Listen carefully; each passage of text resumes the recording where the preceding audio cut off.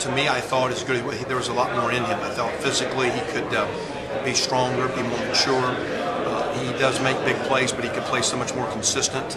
And he's relied a lot on his talent. And I challenged him to be a great practice player and a great worker and do the little things to prepare to take it to the next level. And I think he's embraced those values about as much as anyone on our team. I think he's becoming a team leader. And I'm excited. I think he statistically was pretty strong last year. I think he's going to, whether the numbers are the same, I think he's got a chance to have a great year and be one of the best in our league. I expect him to be. With the loss of Tandon Doss, how tough is it going to be to get the ball to him?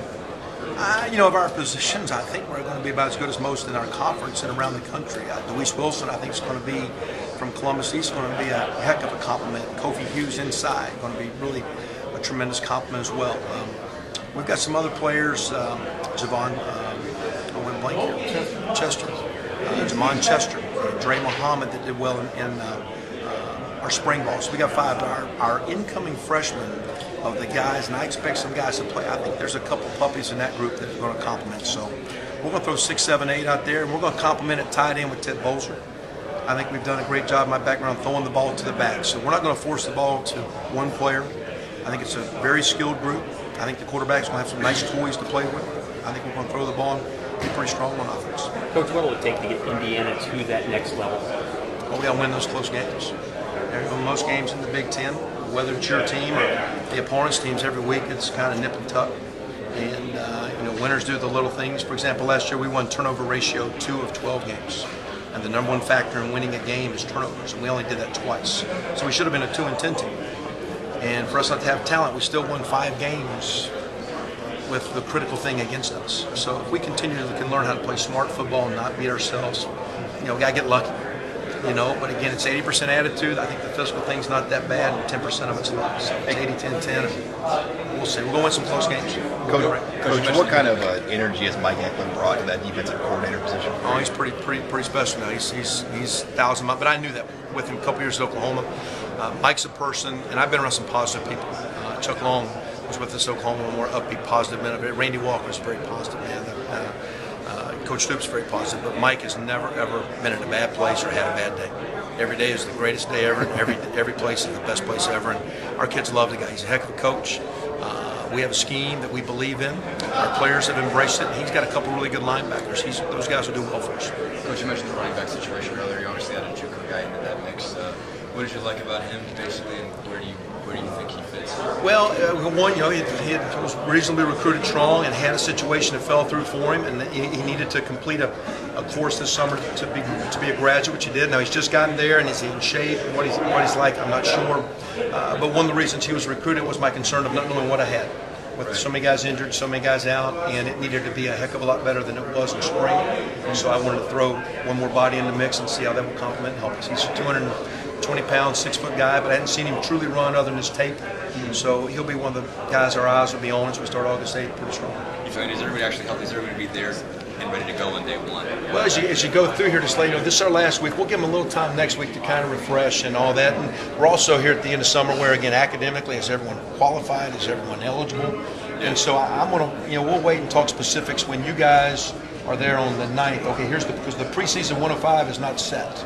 Because are you, is your grades right or not? Are you healthy or not? And so we're probably about a week away from knowing the exact number of, not the exact number, but the exact count of who the preseason roster is. Like, that's anybody you know that you won't have. Again, I'm not allowed to talk about summer, so unless a guy got hit by a train or something. Coach, you come in. I can't go to the training room. I can't go to workouts. It's like if he messes up, he's my player. Yeah. But I'm not allowed to know what he does. So we'll see. I'm not allowed to ask Brian, give me an injury report. What about I'm not allowed to ask our trainer, is he in shape or not? I mean, our equipment guy, our strength guy, is he in shape or not? So, starting August 8th, I can talk about it too. It's just the way it is. Can you guys play the same pace offensively here at IU that you did at Oklahoma? I asked because I think Oklahoma was like 900 defensive snaps last year. You might have to protect this defense a little bit. So does that enter into the equation? My challenge to you guys, and one, it's all about turnovers and helping your defense. When's the last time Indiana won a 10-7 ball game? When's the last time it was 17-14? I just remember last time we won. Okay, so I think this is the last the game we scored 34. I think there's a little trophy that goes with that game. I look at it every day when I walk in the office. It's kind of sitting right over the other side. So it was the last game we played. I think it was the last one out. Wasn't it? I wasn't there. It was Coach Lynch and his crowd. I thought so. Coach, you come in. And we won 5, so it ain't like we totally stink. So, but my deal is you got to score points. I mean, you go pull up, and look at the teams that won 9 and 10 and 11 games last year, and how many times you scored more than 30. And so, yes, we need to protect our defense, but that's by turnovers and special teams. You have to score points.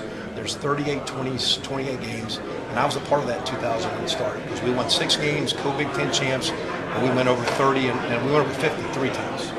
So, and then we didn't have a defense. We had the worst defense I've ever been around that year, ever. And we were Big Ten co-champs by scoring points. So yes, we got to protect the defense. But scoring points, they don't take them off. They take yards away. They don't take points away.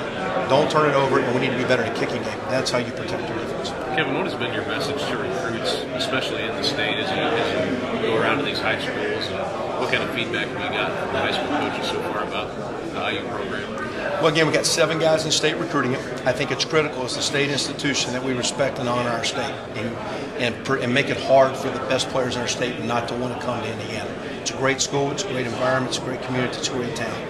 And it's hard to beat your state school socially, family, media coverage. It's hard to beat what the state school can give you. That's the sell. The next sell is academically, socially, the environment you're going to be in. The next sell, facility, commitment. I mean, you guys have seen the upgrade facility. You haven't seen the $500,000 that's been put on since May of upgrading our downstairs with graphics and pictures and what we're doing to the stadium and the plans as we move forward.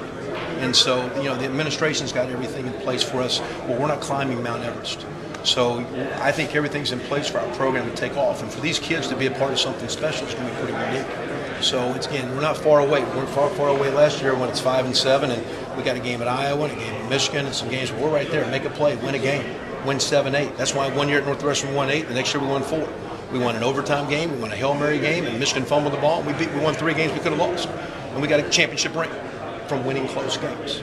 And so everything's in place, and if these kids 5 years down the road do what we're capable of doing, they're going to have some relationships and some opportunities that are really special. It's pretty neat. It's pretty cool. Kevin, where do you see the playoff BCS debate? Excuse me? Where do you come down to the BCS versus playoff debate? I was part of it a bunch, and there is a playoff because if you lose, I'm down to where you guys vote, so I don't control my destiny. So every week is a playoff. Week 1 is round 1. Week 2 is round 2. There's no way, in my opinion, financially, unless you're going to play home field advantage, there's no way that you're going to sell out those games.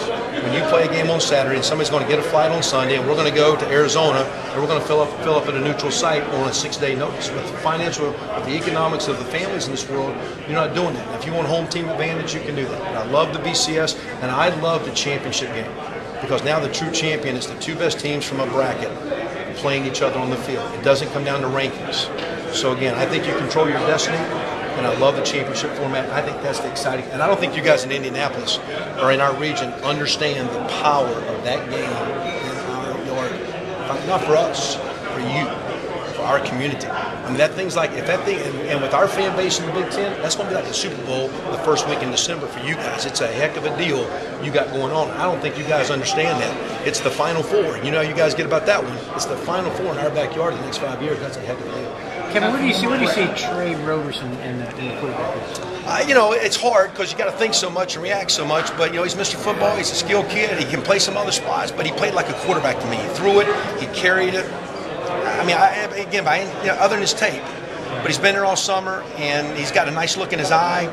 And so I'm interested to see what he can do. And again, we've been, through the years, we've been able to do multiple things with guys and moving guys around and playing spots and playing to your strength as a quarterback and all that. So I think he's the guy when the pads come on. I'm interested to see how he plays because he was a great high school player. So we'll see. Is there such thing as recruiting momentum, do you think, in your mind?